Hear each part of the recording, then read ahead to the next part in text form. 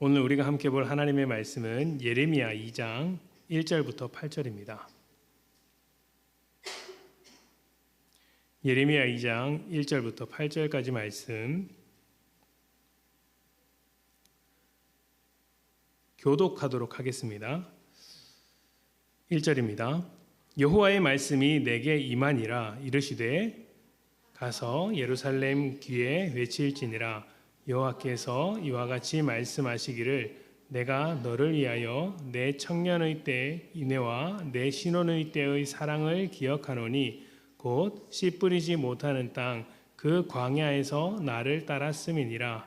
이스라엘은 여호와를 위한 성물 곧 그의 소산 중 첫 열매이니 그를 삼키는 자면 모두 벌을 받아 재앙이 그들에게 닥치리라. 여호와의 말씀이니라. 야곱의 집과 이스라엘의 집 모든 족속들이 여호와의 말씀을 들으라. 나 여호와가 이와 같이 말하노라. 너희 조상들이 내게서 무슨 불의함을 보았기에 나를 멀리하고 가서 헛된 것을 따라 헛되이 행하였느냐. 그들이 우리를 애굽 땅에서 인도하여 내시고 광야 곧 사막과 구덩이 땅 건조하고 사망의 그늘진 땅 사람이 그곳으로 다니지 아니하고 그곳에 사람이 거주하지 아니하는 땅을 우리가 통과하게 하시던 여호와께서 어디 계시냐 하고 말하지 아니하였도다. 내가 너희를 기름진 땅에 인도하여 그것의 열매와 그것의 아름다운 것을 먹게 하였거늘 너희가 이리로 들어와서는 내 땅을 더럽히고 내 기업을 역겨운 것으로 만들었으며 제사장들은 여호와께서 어디 계시냐 말하지 아니하였으며 율법을 다루는 자들은 나를 알지 못하며 관리들도 나에게 반역하며 선지자들은 바알의 이름으로 예언하고 무익한 것을 따랐느니라. 아멘. 현대 사회를 다양성이 가득한 시대라고 말을 하죠. 각자 개성을 가지고 있는 사람들이 또 각자의 주장대로 살아가고 있습니다. 최근에는 미디어의 발전으로 인해서 한 사람의 목소리가 굉장히 강력해졌습니다. 한 사람의 목소리가 한 사람이 책임질 수 있을 만큼 크면 괜찮은데 한 사람이 감당할 수 있는 크기보다 더 큰 힘을 소유하게 되어서 그로 인한 부작용도 굉장히 많이 발생되고 있는 것 같습니다.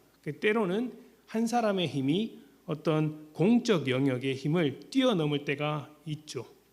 그래서 곳곳에서 다툼이 벌어집니다. 각자의 개성을 가지고 있는 사람이 더 큰 힘을 가지게 되었고 그로 인해서 다툼이 점점 더 많아지게 된 것이죠.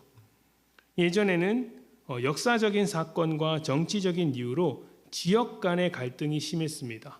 그리고 지역과 지역이 부딪히는 자리에서 싸움이 일어났죠. 경상도 사람, 전라도 사람을 따져가며 싸웠던 것입니다.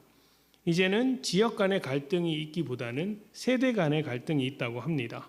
시대가 아주 급변하면서 세대 간의 경험, 각 세대가 경험하던 것들이 너무 큰 차이가 나는 거예요. 지금도 과거에 전쟁했던 때를 기억하는 사람이 있고 또 어떤 세대는 AI 세대라고 해서 과거에는 생각도 못했던 기술들을 아주 일상에서 경험하는 세대가 있습니다. 이렇게 간극이 크다 보니 부딪힐 때마다 다투는 것입니다. 이렇게 우리 사회 곳곳에서 다툼이 벌어지는데 심리학에서는 다툼의 원인을 이제 몇 가지로 구분하고 있습니다. 그 중에서 제가 몇 가지를 좀 가져와 봤는데요. 첫 번째는 욕구입니다. 서로 원하는 것이 다를 때 다툰다고 합니다. 식당 가서도 뭘 먹지 이걸 가지고 갈등할 때가 있다는 거죠. 나는 오늘 짜장면을 먹고 싶은데 같이 밥 먹으러 가는 사람은 돈가스를 먹고 싶다라고 하면 그걸 가지고 이제 다투기도 하는 것입니다. 대표적으로 애들하고 많이 다투지 않습니까?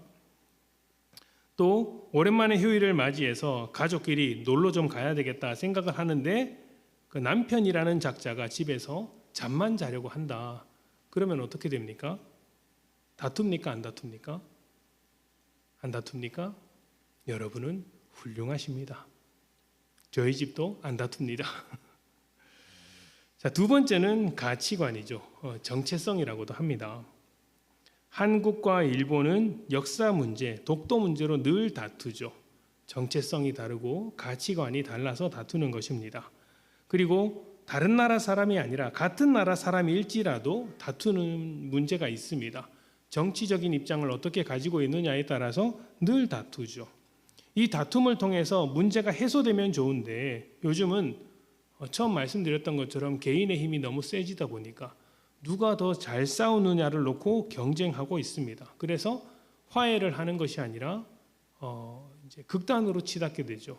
예전에는 애들은 싸우면서 큰다라는 말도 했고, 그래서 어른들이 싸우면 아직 애네, 더 싸워라 이렇게 이야기할 때가 있었는데, 그렇게 하는 이유는 그 싸움 끝에 화해가 있었기 때문입니다. 그런데 지금은 화해를 하지 않아요. 싸우고 끝입니다. 자, 세 번째는 감정입니다. 감정이 원인이 되어서 다툰다는 것이죠.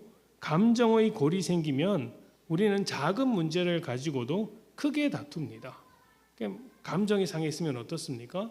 별 말이 아닌데도 그 말로 인해서 다투게 되는 거예요. 차라리 처음부터 소소하게 작게 다투면서 서로에게 불편했던 점을 주고받고 화해를 했다면 차라리 감정이 해소되었을 텐데, 그 다툼이 싫어서 감정을 감추다 보면 나중에는 그것이 골마서 더 큰 싸움으로 이제 번지게 되죠. 나중에는 돌이킬 수 없는 지경이 되기도 합니다. 다툼이 일어나면 좋아할 사람이 없습니다. 다 평안하게 살고 싶죠. 특히 다툼, 이 싸움은 힘듭니다. 몸도 힘들고 마음도 힘듭니다. 그런데 이 싸움을 안 할 수가 없습니다. 왜 그럴까요? 다툼에는 아주 중요한 기능이 있기 때문이죠. 방금 말씀드린 기능인데요. 다툼은 그 다툼이 일어나게 한 원인을 확 드러냅니다.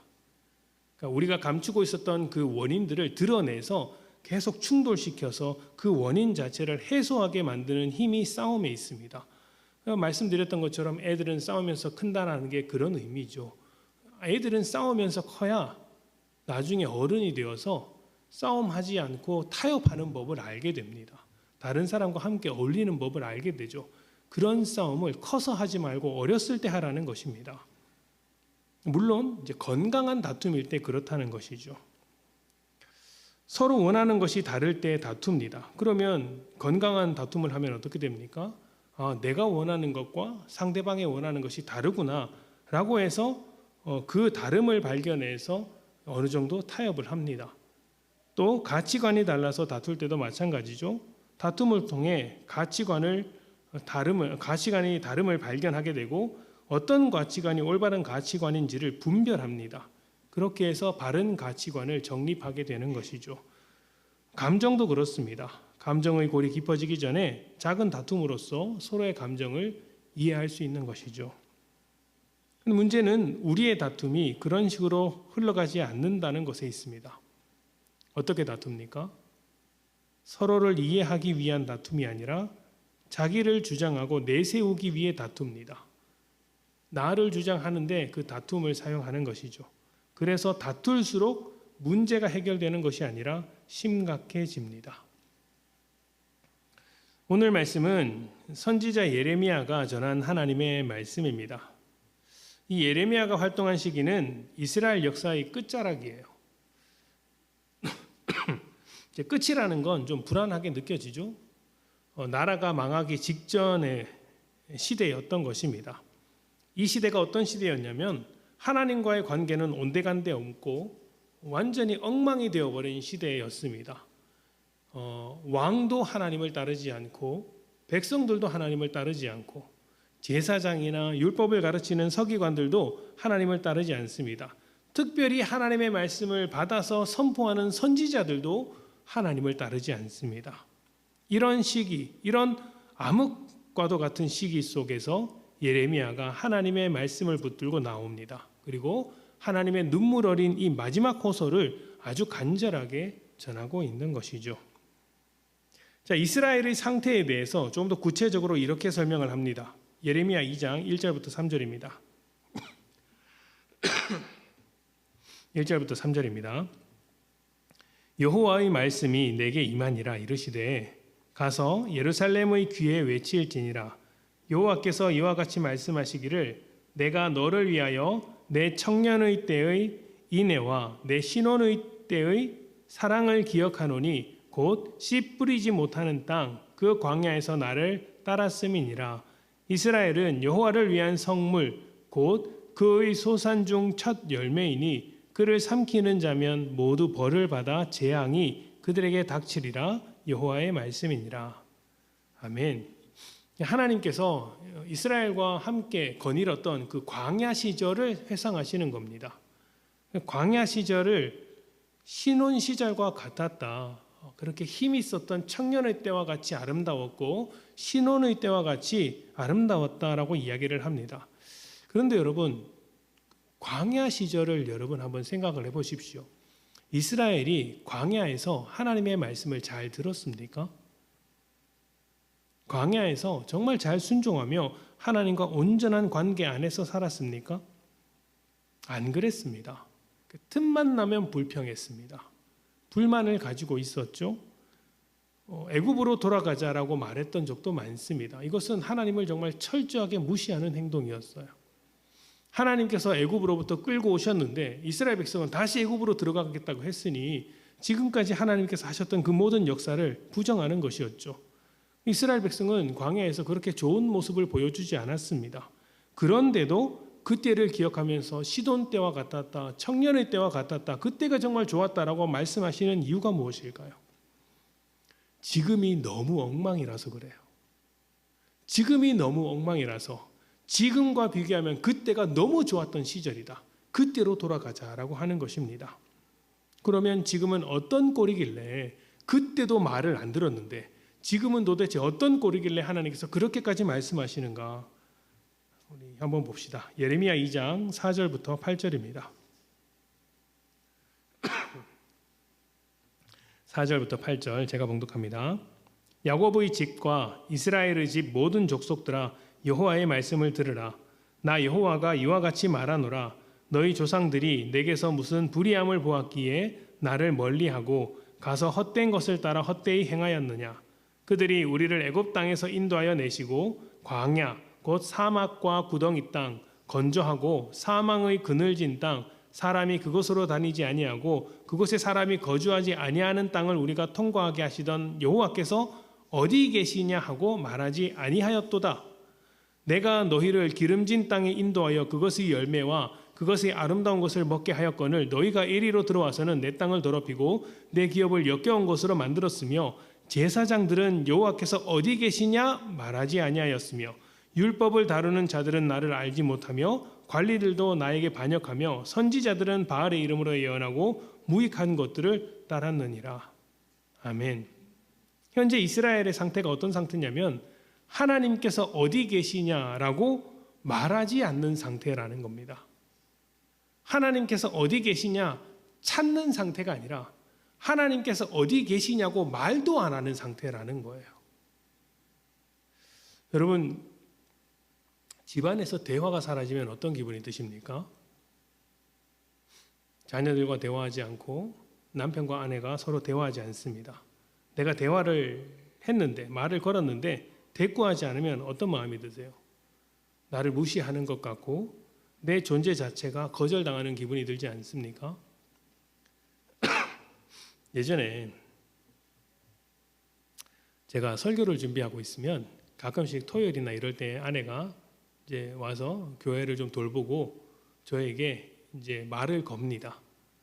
뭐 간식이라도 좀 드릴까요?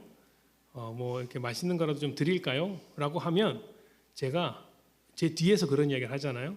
그럼 전 뒤도 안 돌아보고 손사래를 막 치는 거예요. 이렇게 이게 아내 입장에서는 그렇게 서운했다고 나중에 이야기를 해줬어요. 너무 서운했다고.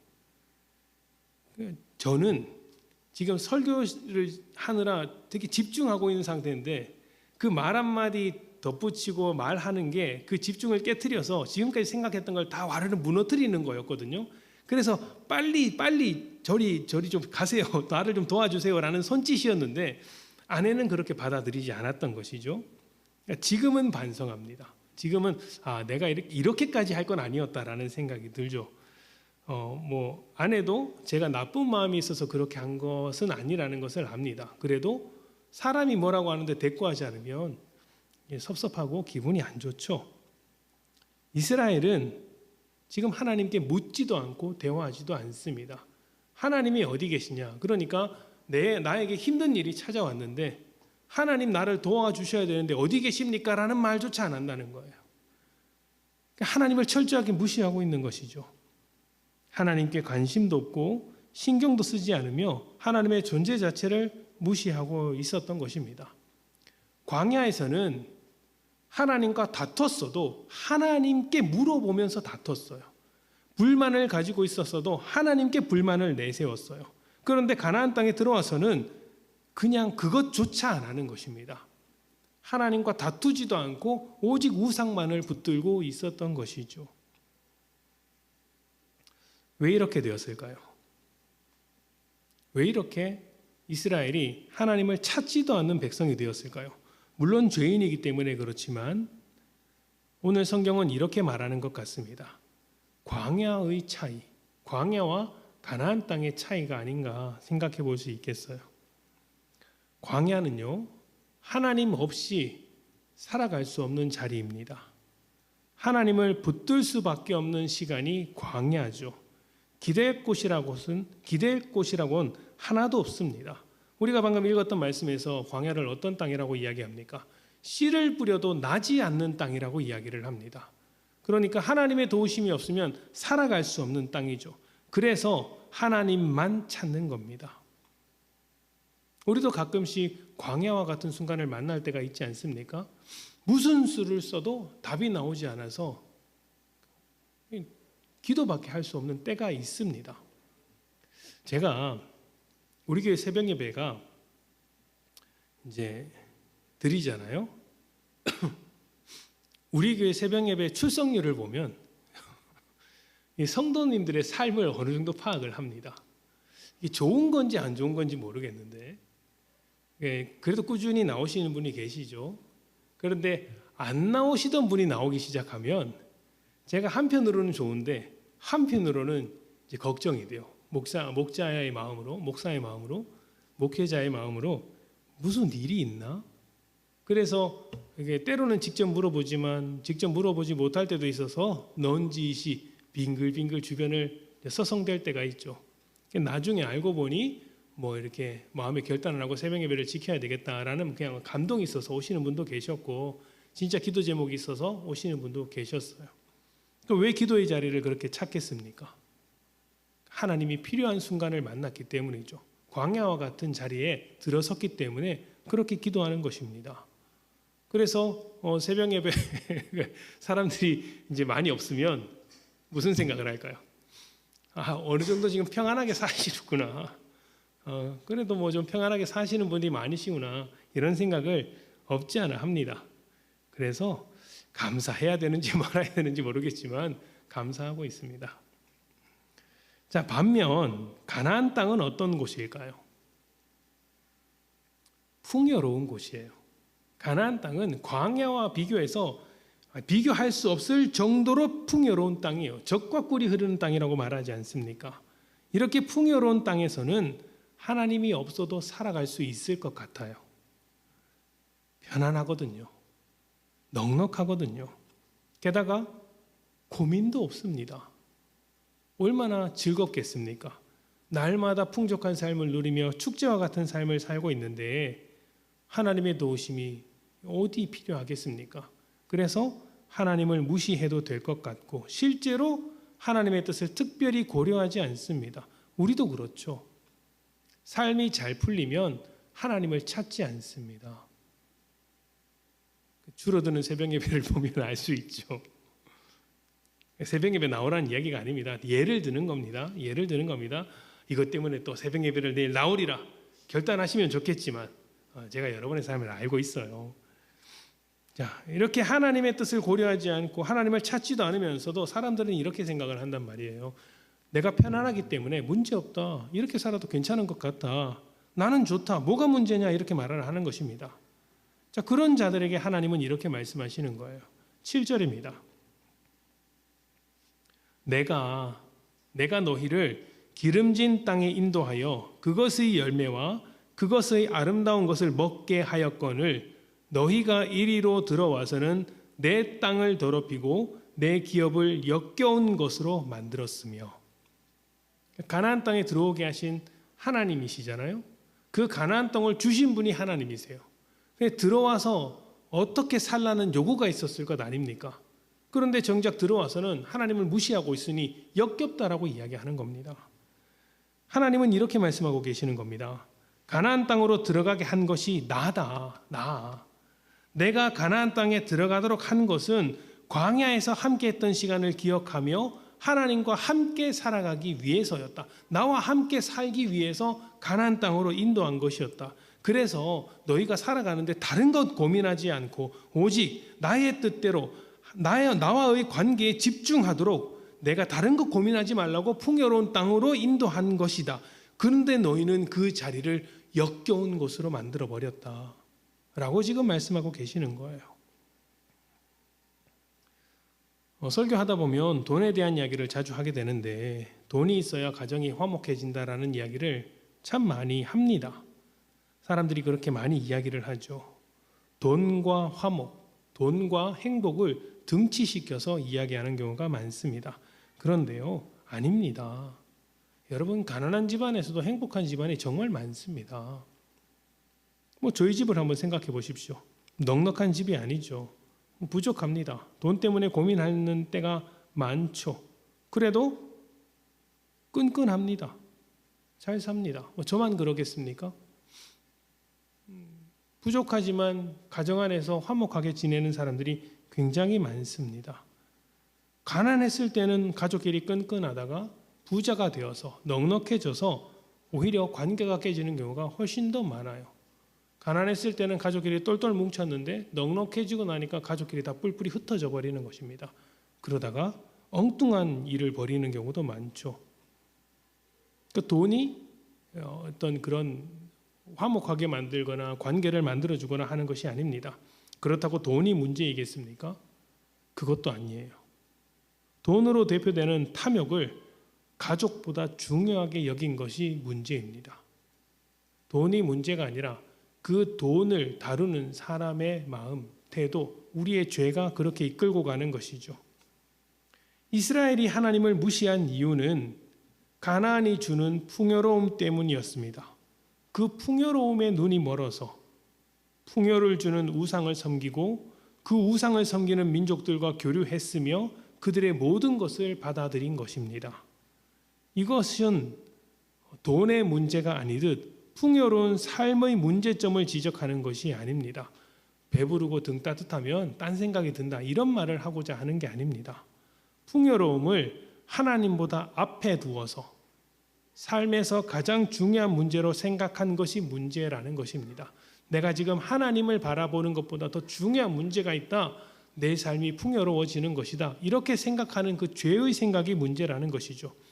이런 것을 다른 말로 우리는 우선순위라고도 말을 합니다. 하나님께서 내 중심에 내 가장 우선순위에 있지 아니하고 하나님의 뜻을 가지고 하나님의 뜻을 기준으로 분별하는 것이 아니라 풍요롭게 되는 것, 탐욕이 기준이 되고 그것이 우선순위가 되고 그것이 내 마음속에 가장 중심이 되어서 그것으로 모든 것을 판단하게 될 때 하나님의 목소리는 더 이상 들을 필요가 없죠. 묻지도 않는 것입니다. 하나님이 없어도 얼마든지 풍요로울 수 있는 방법이 있거든요. 이렇게 풍요로움에 취해서 철저하게 하나님을 무시하고 있는 이스라엘에게 하나님은 이렇게 말씀하십니다. 예레미야 2장 9절입니다. 우리가 읽은 본문 다음에 있는 말씀인데요. 9절입니다. 제가 봉독합니다. 그러므로 내가 다시 싸우고 너희 자손들과도 싸우리라. 여호와의 말씀이니라. 아멘. 내가 다시 싸우겠다. 이전에 너희와 싸웠는데 또다시 싸우겠다. 너희 후손들과도 싸우겠다. 이 싸움을 멈추지 않겠다. 이렇게 말씀하십니다. 관계에 있어서 가장 문제가 되는 것은 여러분 싸울 생각도 안 하는 것입니다. 왜 싸울 생각도 안 합니까? 무관심하기 때문이에요.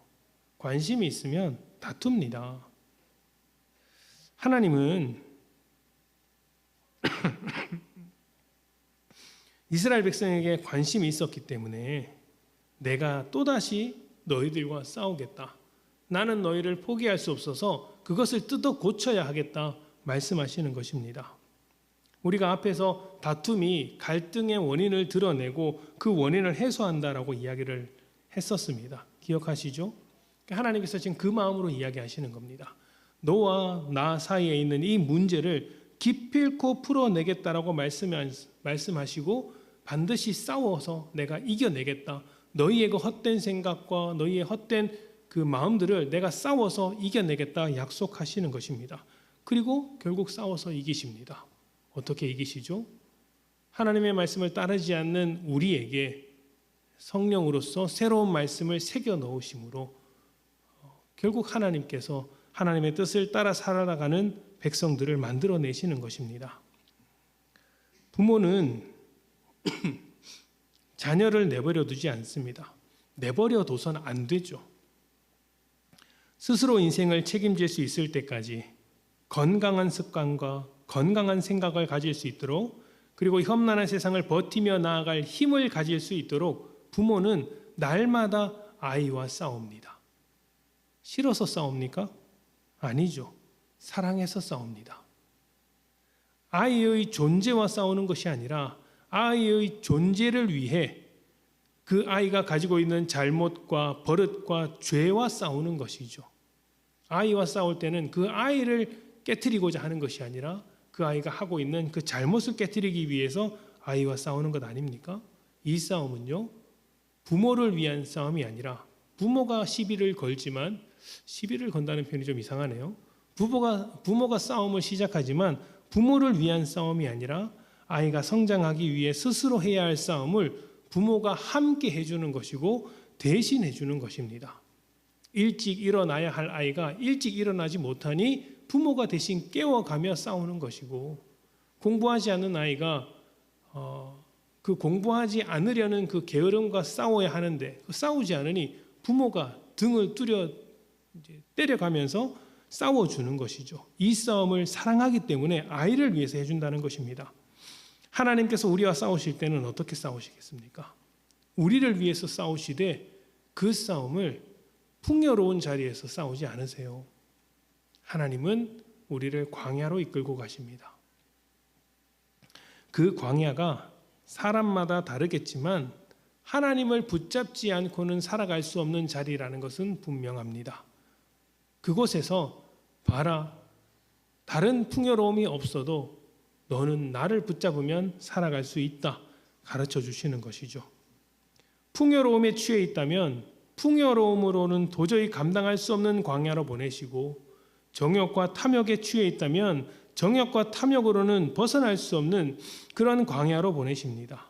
명예와 인기, 권력에 취해 있었다면 그것이 부질없는 광야로 이끌어 가십니다. 그리고 그곳에서 우리와 싸워서 승리하시는 분이 하나님이십니다. 우리와 싸워서 어떻게 하시겠습니까?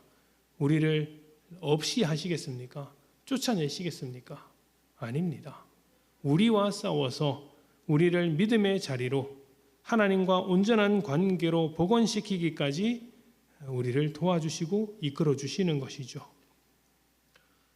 혹시라도 여러 가지 것들에 눈이 멀어서 하나님과의 대화가 단절되었다면 여러분, 하나님께서 끌고 가시는 그 광야의 자리에 순순히 끌려가십시오. 그곳에서 하나님과 싸우는 것입니다. 하나님과 다투는 것입니다. 이 싸움에서 결국 하나님이 승리하실 것입니다.